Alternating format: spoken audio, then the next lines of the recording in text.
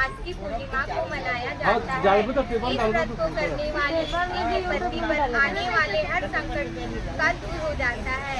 हिंदू धर्म के अनुसार वट बरगद वृक्ष में ब्रह्मा, विष्णु व महेश का वास माना इस वृक्ष के नीचे बैठकर पूजा व्रत आदि करने से मनोवांछित फल की प्राप्ति होती है। सावित्री ने भी इस व्रत को वट वृक्ष के नीचे बैठकर किया, जिसके प्रभाव से अपने पति सत्यवान को वह पुनः जीवित वापस प्राप्त किया था। इस कारण यह व्रत वट सावित्री व्रत के नाम से प्रसिद्ध है। वट सावित्री पूजन की सामग्री: सावित्री सत्यवान की फोटो, सुहाग का सामान, जल से भरा कलश, लाल या सफेद कपड़ा, मिट्टी का दीपक, धूप, रोली, सिंदूर, कुमकुम, अक्षत, लाल धागा, फूल, फल, सूखे मेवे, मिष्ठान। व्रत की विधि: सर्वप्रथम व्रत करने वाली स्त्रियां सुबह उठकर नित्य क्रम से निश्चित होकर स्नान कर शुद्ध हो जाए, फिर नए या स्वच्छ वस्त्र धारण कर श्रृंगार कर ले। इसके बाद सभी पूजन सामग्री व सुहाग के सामान को एक थाल में व्यवस्थित कर पास में किसी वट वृक्ष के नीचे ले जाकर रखे और उस जगह को साफ व गंगा जल से शुद्ध कर ले। वट वृक्ष के समीप जाकर उसकी जड़ों में जल सिंचकर सत्यवान सावित्री की फोटो रखकर कलश स्थापित करे व आचमन करे तथा मास, पक्ष, तिथि, वार, समय आदि को कहते हुए कहे, मैं मेरे पति और पुत्रों की आयु व आरोग्य की प्राप्ति के लिए, यह जन्म जन्म में सौभाग्य की प्राप्ति के लिए वट सावित्री व्रत को करती हूँ, ऐसा कहकर संकल्प ले। इसके पास समस्त पूजन सामग्री व ब्राह्मण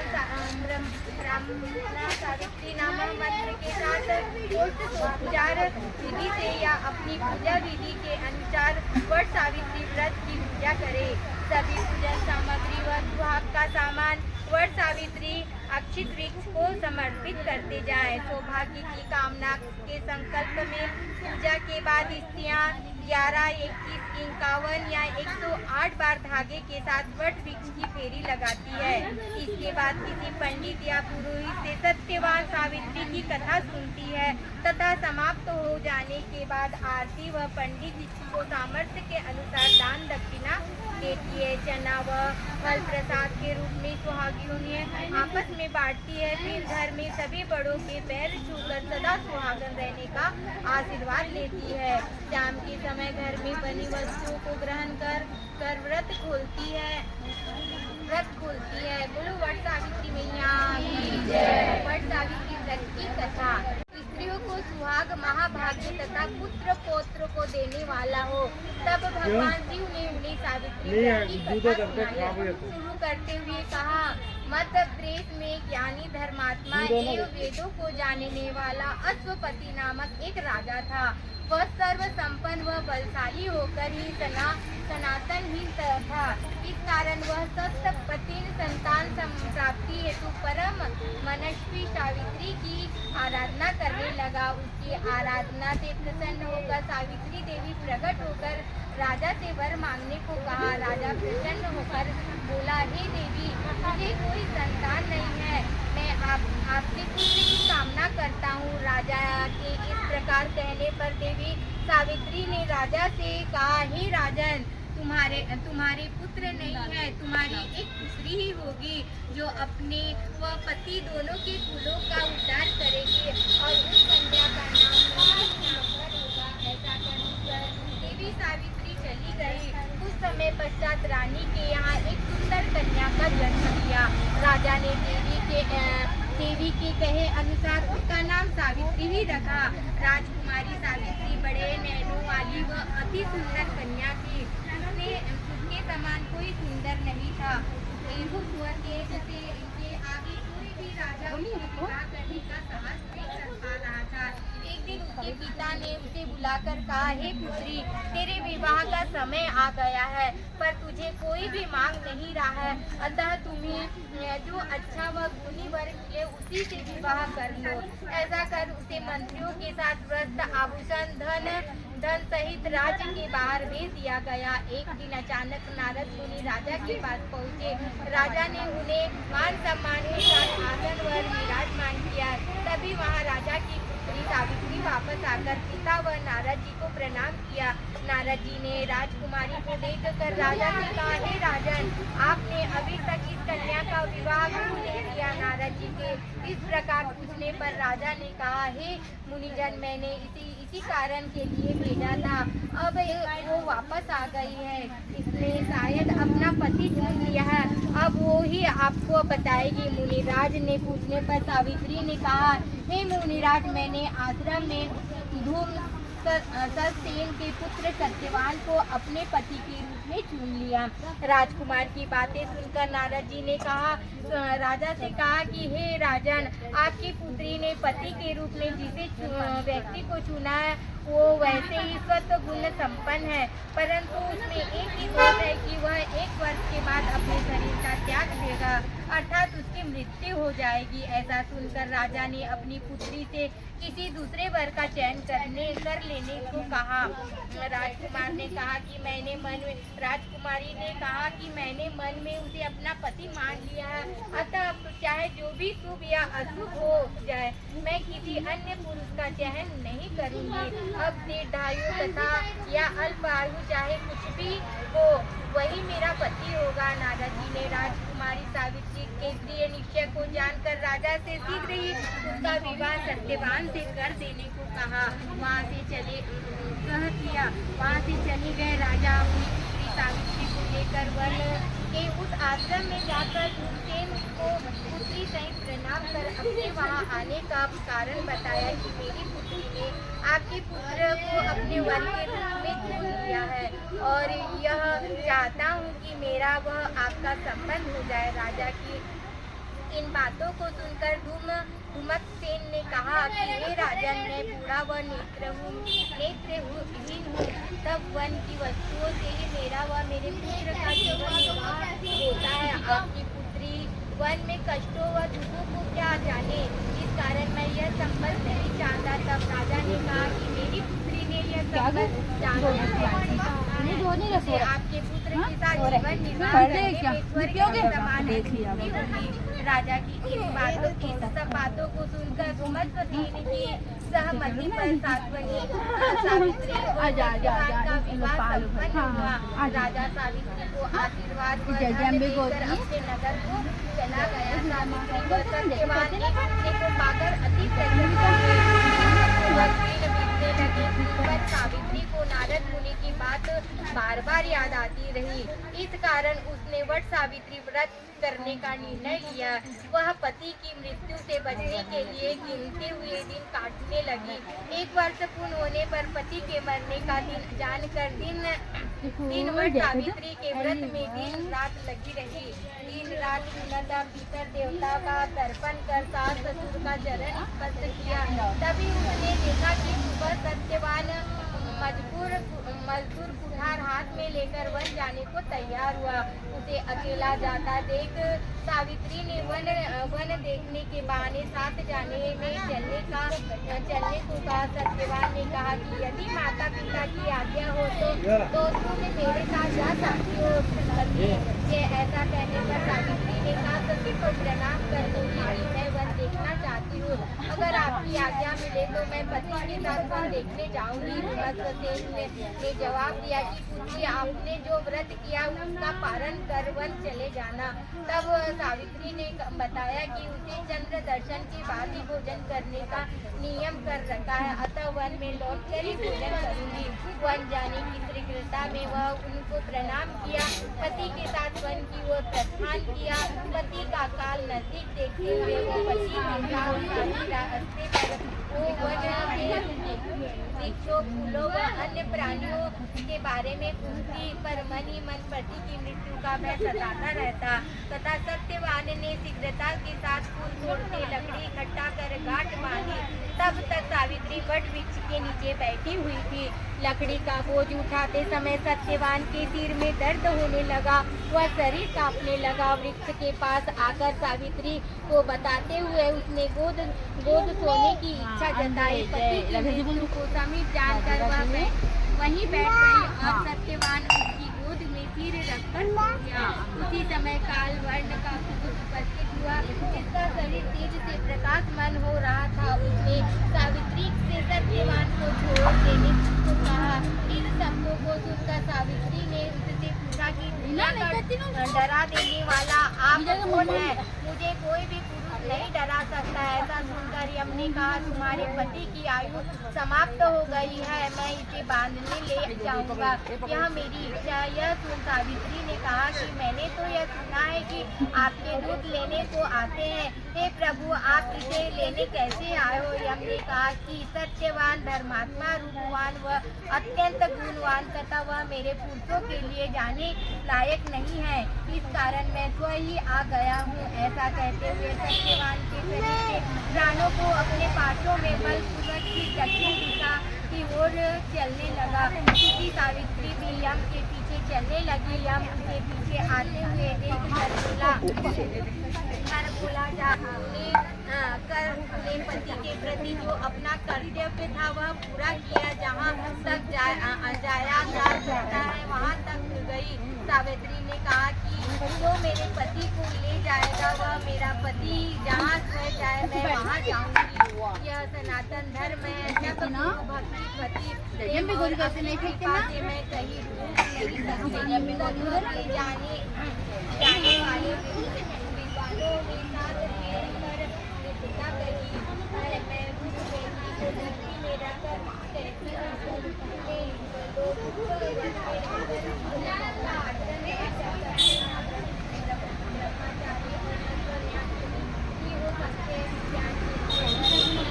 हेलो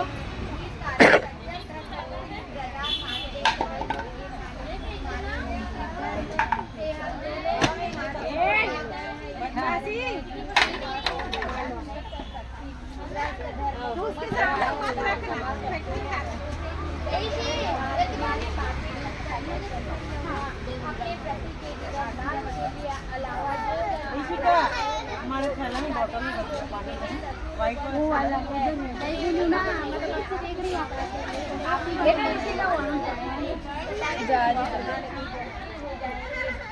कहा तुम्हारी जैसा काम वैसा ही होगा। अब तुम अपने आश्रम वापस लौट जाओ। सावित्री ने यम से कहा, मेरे पति जहाँ जाएंगे मैं वहीं जाऊंगी। आप मेरे पति को कहाँ ले जाओगे वहीं मैं चलूंगी। इसमें मुझे परिश्रम नहीं होगा। आप मेरी बात जानने सज्जनों के साथ उनकी सच्ची इच्छा करते उनका साथ निर्बल नहीं होता। इस कारण सदा ही सज्जनों का साथ करना चाहिए। यम ने कहा कि तुम्हारे वचन मेरे मन को अनुकूल बुद्धि बल बढ़ाने वाले कार्य अर्थात हे भामिनी, अपने प्रति के जीवन के अतिरिक्त जो चाहो तो मांग लो। मेरे ससुर का छीना हुआ राज्य उन्हें फिर वापस मिल जाए और वे अपने धर्म का त्याग कभी न करे। यम ने कहा, मैंने इस दूसरे वर को ही दिया, तुम्हारे ससुर का उनका राज्य वापस मिल जाए और वो कभी भी धर्म का त्याग नहीं करेगा। मैंने तुम्हारे कहे अनुसार दूसरा वर भी दे दिया। अब अपने घर लौट जाओ, व्यर्थ में परिश्रम क्यों कर रहे हो? सावित्री ने कहा, अपने प्रजा को नियम में बांध रखा, इस कारण लोग आपको यह कहते हैं। मैं यह जानती हूँ, जो मैं कहती हूँ उस बात को आप सुने। मन वाणी अंतकरण से किसी के साथ बैर न करना, दान देना, का परित्याग करना सज्जनों का सनातन धर्म। और ऐसा यह लोग इसमें शक्तिशाली सज्जन मनुष्य वैरागियों पर भी दया करते देखे जाते हैं। यम ने कहा, तुम्हारे वचन मुझे उसी तरह लगते हैं जैसे प्यासे को पानी। सत्यवान ने जीवन के बिना जो अच्छा लगे तो मांग लो। सावित्री बोली, मेरे पिता के 100 कुलवर्धक पुत्र हो। यह सुनकर यम ने कहा, तुम्हारे पिता के कुलवर्धक शुभ लक्षण वाले 100 पुत्र हो। अब तुम वापस लौट जाओ क्योंकि तुम काफी दूर तक आ गई हो। सावित्री बोली, पति के सामने ये दूरी तो कुछ भी नहीं है, क्योंकि मेरा मन तो मेरे पति के पास है। चलते चलते मुझे बातें याद आ गई, उसे भी सुन लीजिए। आप आदित्य के प्रतापी पुत्र है, इस कारण आपको विद्वान पुरुष कहते हैं। आपका व्यवहार प्रजा के साथ समान भाव है, इस कारण आपको धर्मराज कहते हैं। जैसा विश्वास आपने पर नहीं होता वैसा सज्जनों में हुआ करता है, इस कारण सज्जनों पर सबका प्रेम होता है। सब प्राणी मानी प्रेम से विश्वास करते हैं, इस कारण सज्जनों में विश्वास हो जाता है। यम ने कहा, तुमने जो सुनाया ऐसा मैंने कभी नहीं सुना। मैंने तुम्हारे वचन से अति प्रसन्न हुआ, बिना उसके जीवन से जो चाहो मांगो। सावित्री ने कहा, मेरे सत्यवान से ही पुत्र हो, दोनों के बलवीरशाली 100 पुत्रों का परिवार हो। यम ने कहा, हे अबले, तुमसे और सत्यवान से 100 पुत्रों की प्राप्ति होगा। मैंने ये चौथा वरदान भी तुम्हें दे दिया, तुम काफी दूर तक मेरे साथ आ गई हो, अब वापस लौट जाओ। व्यर्थ परिश्रम क्यों कर रही? सावित्री ने यम से कहा, सज्जनों की सदा धर्म में ही रुचि रहती है, न तो उसमें सज्जन दुखी होते हैं, न सज्जनों का सज्जनों के साथ कभी व्यर्थ नहीं होता है, न उन्हें उनसे भय ही होता है। संत की सत्य से सूर्य को जला रहे हैं, तप से पृथ्वी को धारण कर रहे हैं, सत्य ही भूत भव्य की गति है। सज्जनों के बीच सज्जन दुखी नहीं होते। सज्जनों का यह सदाचारी व्यवहार ही वे दूसरों का प्रयोजन करते हुए परस्पर की अपेक्षा नहीं रखते। सज्जनों की कृपा कभी व्यर्थ नहीं हो जाती, न ही उनके साथ से धन नष्ट होता है और न ही मान सम्मान हानि। ये बात सज्जनों की सदा रहने के कारण सज्जन रक्षक होते।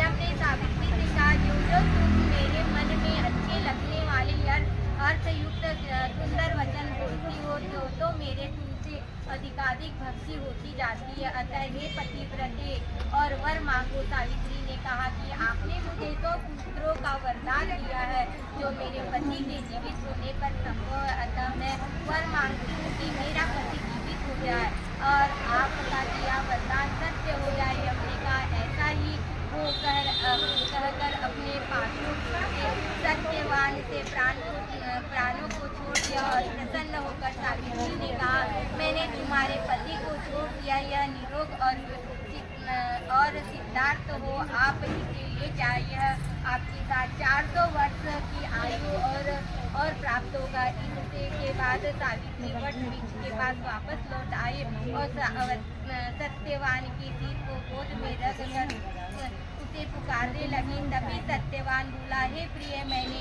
अभी एक स्वप्न देखा है। इसके बाद उसे सारा वृत्तांत सुनाया। सावित्री ने भी यम के साथ हुई बातों को सत्यवान को बताई। इधर सायंकाल होते ही पुत्र के साथ वापस न आने पर धूमेश्वरसेन उसे ढूंढने निकला और रोते रोते कहने लगा कि हम अंधे का सहारा कहाँ चला गया। तभी चलते चलते अचानक उसे आंखों में दिखाई देने लगा तथा सत्यवान सावित्री भी वहाँ आ चुके। सारी बात उनको बताई। सत्यवान बोला कि यह सावित्री के कारण वह उसके तप का ही फल है। तभी धूमेश्वरसेन के राज्य के प्रधान आकर बोले कि जिस मंत्री ने आपका राज्य आपसे बलपूर्वक छीना था, वह अपने ही मंत्रियों के हाथों मारा गया। इस कारण हम आपके पास लौट आए हैं। आप अपना राज्य पाट संभाले। धूमसेन यह सुनकर अपने राज्य वापस लौट गए। अपने कुल के राज्य को पाकर अति प्रसन्न हुआ स्वाधीनता हुई। इसी व्रत के प्रभाव से वह वरदान से बलवान पुत्र हुए हैं एवं उनके माता पिता के भी परम बलशाली और 100 पुत्र उत्पन्न हुए। फिर दीर्घायु राजसुख भोग कर वैकुंठ धाम को गए। भगवान शिव ने मुनि सत्व कुमार से कहा कि मैंने इस प्रकार इस व्रत का उत्तम महात्मा सुना दिया है।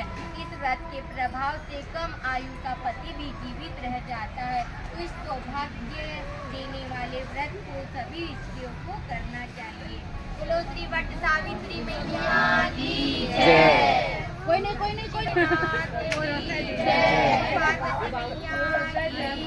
हर हर महादेव।